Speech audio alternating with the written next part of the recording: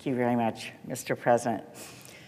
I rise today to express concern, other colleagues on this side of the aisle have as well, that in the midst of what is the most robust economic turnaround and growth in a generation, with wages up and unemployment down and almost 11 million new jobs created, most of those small businesses. We love that in Michigan. I know you do in Maine as well. With all of the positive indicators and with all of our efforts to bring down costs, because that's the big thing for people right now, to bring down their costs right now. And this month, the good news is $35 cap on insulin for anyone on Medicare. Any senior citizen who is a diabetic, $35 cap on insulin, and we need to do more to bring down costs. But instead of joining with us, the new House Republican majority has decided, well, let's see, when things are turning around for the American people, I know, let's crash the economy. Let's say we're not going to pay our bills. Let's cause interest rates to go up. Let's cause people to be hurt, maybe jeopardize people getting their Social Security and Medicare, veterans benefits, or paying the military. This makes absolutely no sense. And I know it's difficult, this antiquated thing called the debt ceiling, because really it's about whether or not we're going to pay our bills. So we decided as a family we're going to get a mortgage. And then 2 years into it, we decided, you know, I think we're going to stop paying the mortgage. I don't want to pay my bills anymore on that. And we just stopped paying the bills.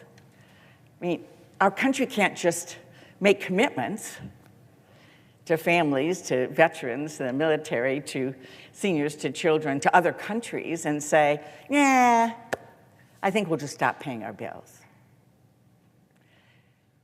It's outrageous, it's irresponsible, and the consequences, as we know, will literally crash our economy. So what do the Republicans say they want to do? If we, in return for not crashing the economy, in return for the United States meeting its obligations and paying its bills, what do they want to do? What do they say that somehow we have to agree to?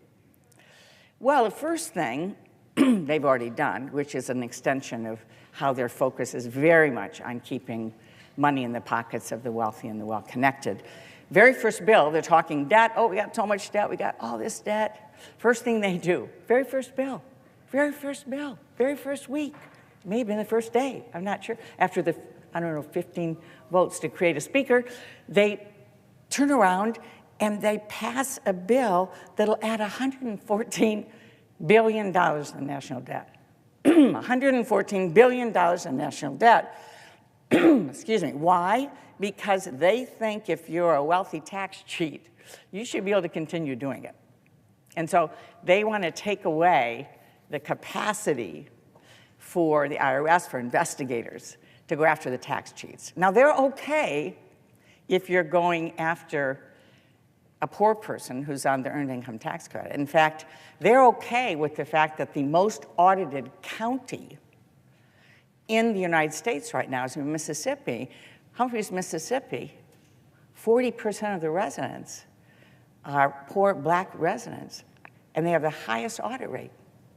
They're on the earned income tax credit. So that's okay, but don't go after our buddies. Oh, no. They're the ones with all the accountants and the attorneys, and we've seen it play out with the former President of the United States. Do everything you can not to have to pay your fair share of taxes. Now, we as Democrats know everybody should have to pay their fair share. And in fact, in the Inflation Reduction Act, we made a big step on that point with corporations not paying. But what do they want? Okay, protect tax cheats. Then they say, well, we've got to cut Social Security and Medicare. We can't afford that anymore. Great American success stories. Lifted over half the country's retirees out of poverty. Great American success story. Brought to you predominantly by Democrats, I should say. But they say, let's cut Social Security and Medicare before we pay our bills because we have too much debt. Even though we can add to the debt for rich people, we need to cut Social Security and Medicare. Then the one that is like on top of everything else, when they all ran on how costs were too high in the election. I mean, we're the ones fighting to bring down energy costs, $1,000 per family back in their pockets, $35 cap on insulin for seniors right now, happening right now. So what do they say we should do to deal with this, with the debt they're talking about?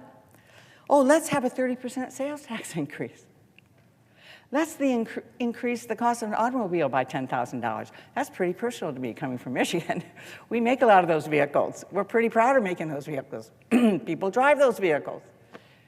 $10,000 increase on somebody trying to have a car to get the kids to school, get the family, get people to work, and so on. Increase a house. We don't know what all this is. Food, electric bills, transportation. We don't know what it is. But now we're at a point where they want to say, we're not paying our bills unless you do what we want. So now the question is, okay, pass the bills. Show us what you got. You want this? Vote on it. Vote on it. Pass your agenda. You already voted on step one, adding to the deficit by $140 billion. So you've got all these other ideas that will hurt seniors and children and the majority of Americans, hardworking Americans. But if that's what you think, if that's really what you think, then pass the bills. Pass the bills.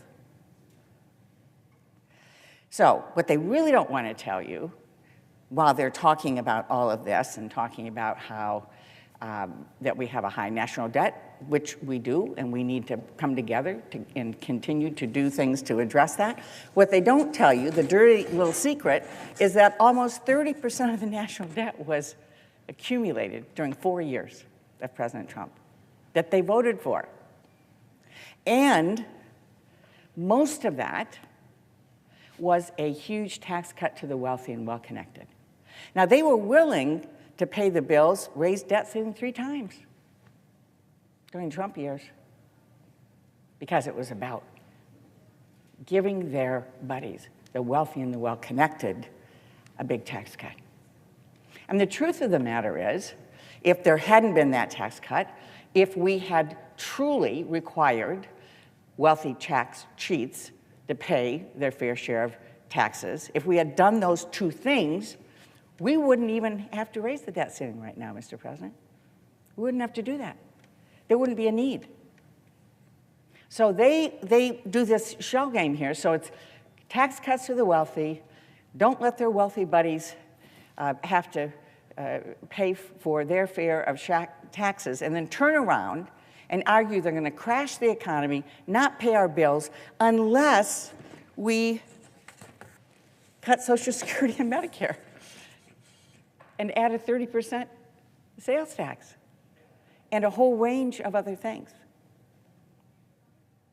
Mr. President, this is not our priorities. We certainly, as Democrats, do not believe that this should be the priority of the American people. And by the way, when we talk about it, I forgot to mention the other half of the story is that while they were doing this, in the last 2 years, the deficit fell by $1.4 trillion under President Biden.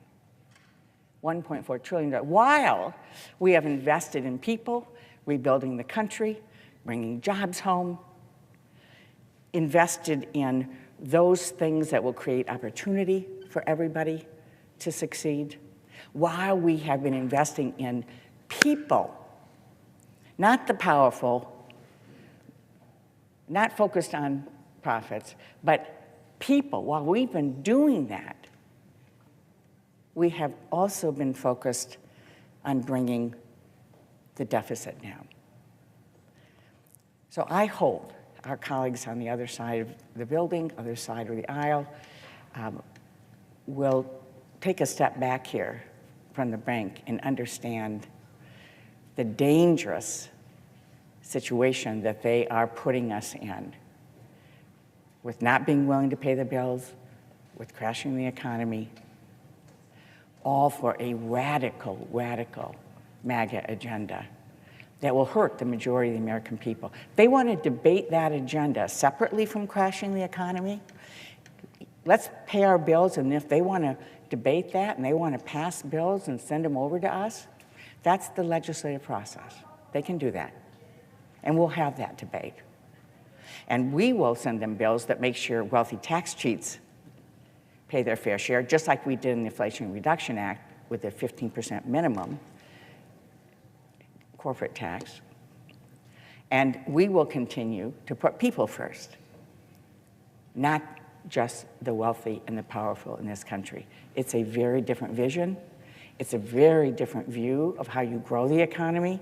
It's a very different view of who we're fighting for, who we're working for. I'm glad to be on this side, Mr. President. I'm glad to be on this side with the majority of people. And I would argue what we've done in the last 2 years, putting people first, investing in people and bringing jobs home and rebuilding the economy and investing in science and bringing down costs and continuing to focus on that, as well as the deficit, has worked. This is not just rhetoric. It actually has worked. It actually has worked. So I hope our Republican colleagues, particularly in the House, will join us in those things that will actually move America forward. Thank you, Mr. President.